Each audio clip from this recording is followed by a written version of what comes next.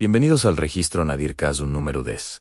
Esta es la historia de Matías, y aunque su nombre cambió, la historia es real, porque hay personas que sobreviven físicamente, pero pierden absolutamente todo lo demás. Matías tenía 37 años. Trabajaba desde hacía años en el mismo lugar. Largas jornadas, poco descanso, cansancio constante, pero estabilidad. Y muchas veces, las personas confunden estabilidad con tranquilidad, aunque por dentro estén agotadas. Tenía una rutina simple: levantarse temprano, trabajar, volver tarde, dormir poco, repetir en día tras día, sin pensar demasiado. Nunca imaginó que toda su vida iba a cambiar un martes cualquiera. Esa mañana empezó normal, demasiado normal. Subió al auto pensando en trabajo, problemas comunes, cosas pequeñas. Y entonces pasó un ruido insoportable, luces en metal, doblándose en vidrio, explotando. Después, silencio. Cuando despertó, ya no estaba en la calle, en hospital. Olor a medicamentos en máquinas sonando. Personas hablando bajo. Dolor en un dolor imposible de explicar. Intentó moverse y no pudo.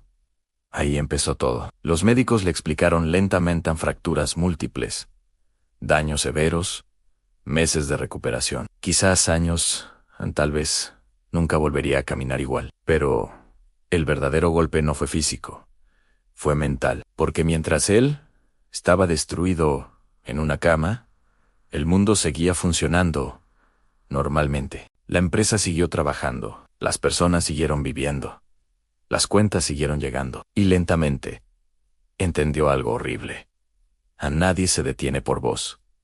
Ese fue el primer momento, Nadir. Entender que tu vida puede destruirse completamente, mientras todo alrededor sigue igual. Las primeras semanas fueron oscuras, muy oscuras. Las visitas disminuyeron, los mensajes desaparecieron, la preocupación de los demás se fue apagando, porque el sufrimiento prolongado incomoda. Y ahí apareció el silencio. Un silencio pesado, frío, el tipo de silencio que te obliga a pensar demasiado. Matías empezó a mirar el techo durante horas, recordando el accidente, repitiéndolo en la cabeza una y otra vez, preguntándose qué habría pasado si salía 5 minutos después, si tomaba otra calle, si frenaba antes. La culpa empezó a destruirlo. Después apareció otra cosa: vergüenza. Vergüenza de necesitar ayuda. Vergüenza de no poder hacer cosas simples. Vergüenza de sentirse roto. Ese fue el verdadero punto, Nadir, no el accidente. No las fracturas, sino mirarse al espejo y no reconocerse, porque ya no veía a Matías. Veía a alguien cansado, limitado, vacío. Las noches eran peores. La mente no descansaba. Pensamientos oscuros, miedo constante, la sensación insoportable de haber perdido su vida anterior. Y llegó un momento donde dejó de imaginar el futuro. Simplemente dejó de verlo. Ahí apareció algo peligroso: en la idea de rendirse lentamente. No morirán, simplemente apagarse. Y durante semanas, eso fue exactamente lo que hizo: no existir, sin vivir realmente. Hasta que pasó algo pequeño, algo mínimo, casi absurdo. Una tarde, en rehabilitación, vio a un hombre mayor, mucho más destruido físicamente que él, intentando caminar, cayéndose, levantándose otra vez. Y hubo algo en esa escena que le golpeó fuerte, porque ese hombre seguía peleando, aunque todo parecía perdido. Esa noche, Matías no pudo dormir. Por primera vez en meses, pensó algo distinto. Tal vez todavía quedaba algo, aunque fuera mínimo. Y ahí empezó el verdadero cambio. No grande, no inspirador, no épico, pequeño, muy pequeño. Primero intentó volver a sentarse solo. Después, caminar unos pasos. Después, soportar el dolor un poco más. La rehabilitación fue brutal, mucho más dura de lo que imaginaba.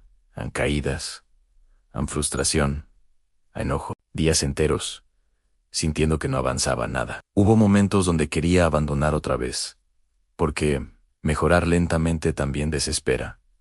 Pero algo había cambiado. Ahora entendía que recuperarse no era volver a ser quien era antes. Eso ya no existía. La verdadera pelea era aceptar la nueva versión de sí mismo. Y eso fue muchísimo más difícil. Empezó terapia. Empezó a hablar, empezó a sacar todo lo que había guardado en el miedo, la bronca, la culpa, el dolor. Por primera vez, dejó de fingir fortaleza.